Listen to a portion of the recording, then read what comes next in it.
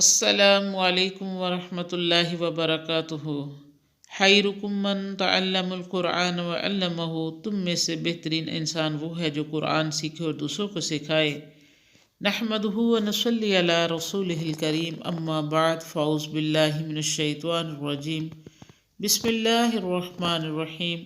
رب اشرح لی صدری ویسر لی امری واحلل عقدۃ من لسانی یفقہوا قولی۔ ربی زدنی علما، ربی زدنی علما، ربی زدنی علما۔ آج انشاءاللہ ہم سورہ البقرہ کی آیات نمبر 200، 201، 202 کا ترجمہ اور تفسیر پڑھیں گے، جس کے اندر مناسک حج کے بعد کے عمل، دنیا کے طلبگار، دنیا اور آخرت کے طالب، محاسبہ اعمال، ان کا بیان کیا جائے گا۔ اللہ سے دعا ہے کہ جو ہم پڑھیں سنیں، اللہ مجھ پر عمل کرنے کی توفیق عطا فرمائے، آمین۔ وَإِذَا قَضَيْتُم مَّنَاسِكَكُمْ فَاذْكُرُوا اللَّهَ كَذِكْرِكُمْ آبَاءَكُمْ أَوْ أَشَدَّ ذِكْرًا۔ پھر جب اپنے حج کے کام کو پورا کر چکو تو اللہ کو یاد کرو جیسے تم یاد کرتے تھے اپنے باپ دادا کو، بلکہ اس سے بھی زیادہ یاد کرو۔ جاہلیت کے زمانے میں دستور تھا کہ حج سے فارغ ہو کر حاجی منا کے میدان میں 3 دن تک 10، 11، 12 ذی الحج جمع رہتے اور یہاں اپنے قبیلے اور باپ دادا کے کارناموں کا ذکر کرتے، ان کی فضیلتیں اور بڑائیاں بیان کرتے، ایک دوسرے سے بڑھ چڑھ کر فخریہ انداز میں خاندانی عظمت کا اظہار کرتے۔ باپ دادا کی بزرگی بیان کرنے سے کیا فائدہ؟ انسان کو برتری اور بزرگی دینے والا اللہ ہی ہے، سب کا پیدا کرنے والا، پرورش کرنے والا، عقل سمجھ دانائی اور حکمت عطا کرنے والا اور شرافت اور عظمت عطا کرنے والا وہی ہے۔ اس لیے ہر قسم کی تعریف اور ثنا اسی کے لیے مخصوص ہونی چاہیے۔ اس کے بعد کسی دوسرے کی بزرگی اور بڑائی کے گیت گانا اور انہیں معبود کا درجہ دینا شرک کے برابر ہے۔ آپ دیکھتے ہیں کہ جب سے حج کا ذکر شروع ہوا ہے، مساوات، پرہیزگاری، عاجزی اور تزکیہ نفس پر برابر زور دیا جا رہا ہے۔ بار بار اللہ تعالیٰ کے ذکر، عبادت اور توبہ استغفار کی تلقین کی جا رہی ہے۔ حرم کی حدود میں داخل ہوتے ہی سب کو ایک ہی قسم کا لباس پہننے کا حکم ہے، پھر بعض ان جائز کاموں سے بھی پرہیز کرنے کا حکم ہے جو اس راہ میں حائل ہو سکتے تھے۔ بہت سی دل پسند اور مرغوب طبی بات سے باز رہنے کو کہا گیا ہے۔ قدم قدم پر لبیک لبیک لبیک، یعنی اے اللہ میں حاضر ہوں، اے اللہ میں حاضر ہوں، اے اللہ میں حاضر ہوں کہنے کا حکم ہے۔ مسلسل ذکر الہی کی ہدایت کی گئی ہے۔ عبادت کی یہ خصوصیات صرف اسلام ہی میں پائی جاتی ہیں۔ ہمیں چاہیے کہ اللہ تعالیٰ کے ان احکام کو غور سے سنیں، ان پر عمل کریں، زندگی کی اصلاح کریں، حرام اور ناجائز چیزوں سے پرہیز کریں، اس کا ذکر بلند کریں، لوگوں کو راہ حق کی دعوت دیں، اپنے اندر تقویٰ پیدا کریں اور دنیا کے کاموں کے لیے اچھے اخلاق اور بہتر اعمال کا زندہ نمونہ بن کر مثال قائم کریں۔ وَمِنَ النَّاسِ مَن يَقُولُ رَبَّنَا آتِنَا فِي الدُّنْيَا وَمَا لَهُ فِي الْآخِرَةِ مِنْ خَلَاقٍ۔ پھر کوئی آدمی تو کہتا ہے، اے ہمارے رب ہمیں دنیا میں دے اور اس کے لیے آخرت میں کچھ حصہ نہیں۔ دنیا میں بعض انسان ایسے بھی پائے جاتے ہیں جن پر دنیا کی ہوس اس قدر غالب ہے کہ وہ اسے ہی اپنا انتہائی مقصد سمجھ بیٹھے ہیں۔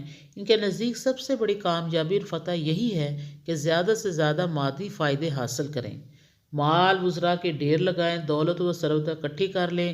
اس کی جستجو میں وہ اندھے ہوئے جاتے ہیں۔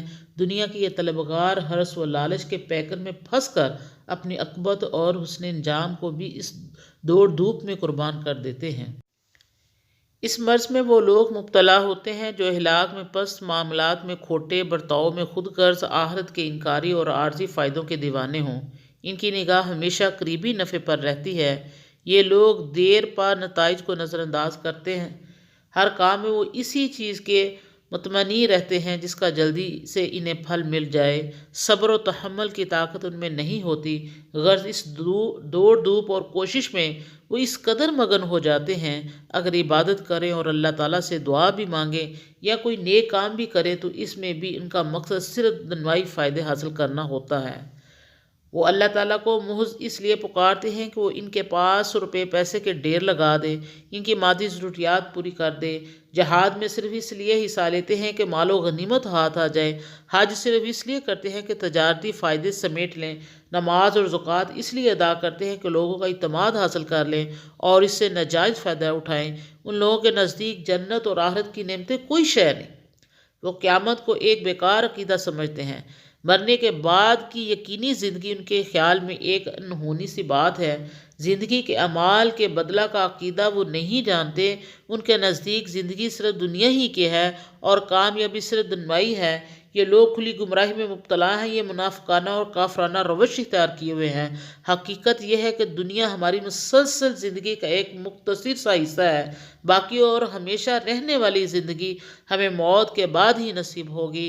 وہ ہماری ان اعمال کا پھل ہوگی، وہ ہم سے اس دنیا میں کریں گے۔ آخرت کی زندگی ابدی، قائم و دائم اور ختم نہ ہونے والی زندگی ہے۔ اس کا آرام اور کامیابی اصل کامیابی ہے۔ چاہیے تو یہ کہ اپنی دنیا کی زندگی کو اس طرح استوار کریں کہ یہ ہمارے آنے والی زندگی کے لیے کامیابی کا ذریعہ بنے۔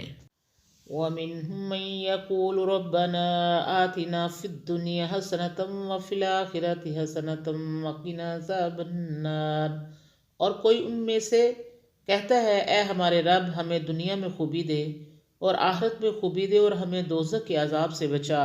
پچھلی آیت میں ان لوگوں کا ذکر تھا جو صرف دنیا کے طلبگار ہیں اور وہ اگرچہ اللہ کا انکار تو نہیں کرتے لیکن آخرت کو بالکل نہیں مانتے۔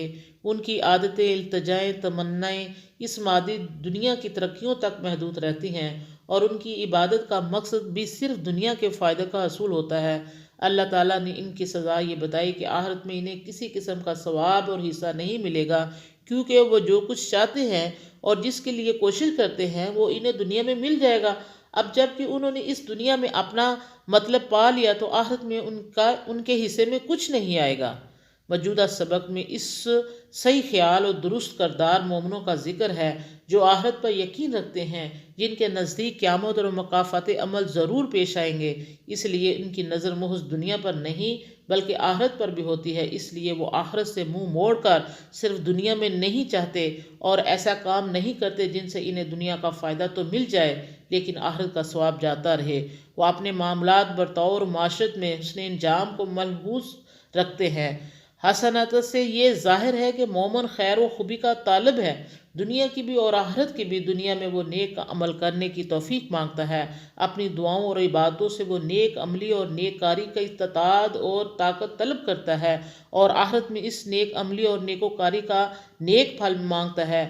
وہ دنیا اور آخرت دونوں کو ساتھ ساتھ لے کر چلتا ہے، دنیا میں اعلیٰ اخلاق اور عمدہ معاملات کرتا ہے اور آخرت کے لیے توشہ بناتا ہے اور اللہ تعالیٰ سے دعا مانگتا ہے کہ مجھے دوزخ کی آگ سے بچا، مجھے جنت میں جگہ دے اور کامیابی نصیب کر۔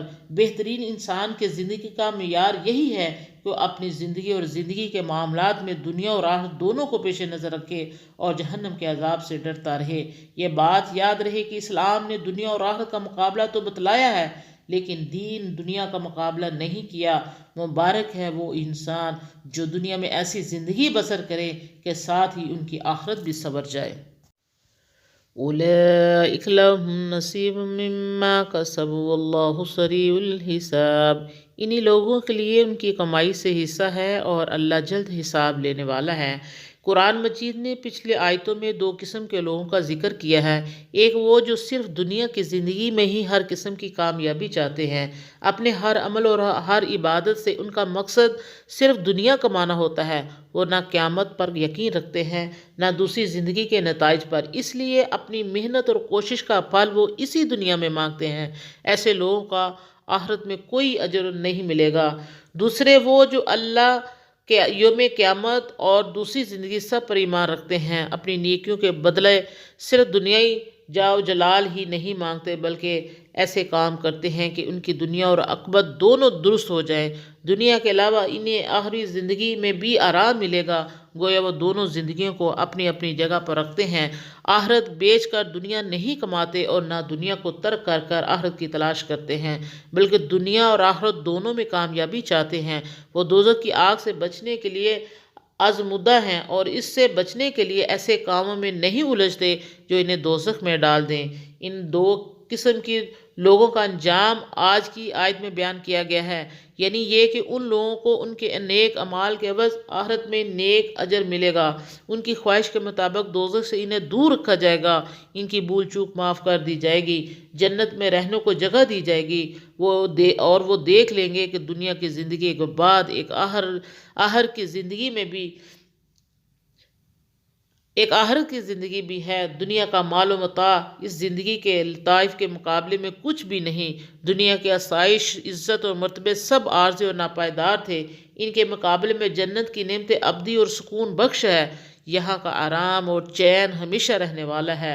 سریع الحساب کہہ کر اللہ تعالیٰ نے ان لوگوں کو تنبیہ کی ہے جو آخرت پر ایمان نہیں رکھتے اور صرف دنیا مانگتے ہیں، انہیں بتا دیا کہ اللہ تعالیٰ بہت جلد حساب لینے والا ہے، قیامت کچھ دور نہیں، اس دن یہ لوگ دیکھ لیں گے کہ آخرت کو بھول کر دنیا میں ہی اپنے عملوں کا اجر مانگ کر وہ کتنے خسارے میں رہے۔ دوسری طرف اس جملے سے اللہ تعالیٰ نے ان لوگوں کو تسکین دی ہے جو آخرت پر یقین رکھتے ہیں اور دنیا آخرت دونوں کی کمائی چاہتے ہیں، انہیں بتا دیا کہ تمہیں بہت جلد تمہارے نیک کاموں کا پورا اجر ملے گا، اس لیے تم اپنی اس روش پر اور پختہ ہو جاؤ۔ اللہ تعالیٰ نے دنیا کو مقدم بیان کیا ہے اور آخرت کی دعا کا ذکر کے بعد میں کیا ہے، یعنی اسلام دنیا کا مخالف نہیں بلکہ چاہتا ہے کہ دنیا کے کام آخرت کے تصور سے کیے جائیں۔ اللہ سے دعا ہے کہ اللہ ہم جو کچھ پڑھا سنا، اللہ ہمیں اس پر دل سے عمل کرنے کی توفیق عطا فرما۔ وآخر دعوانا ان الحمد للہ رب العالمین۔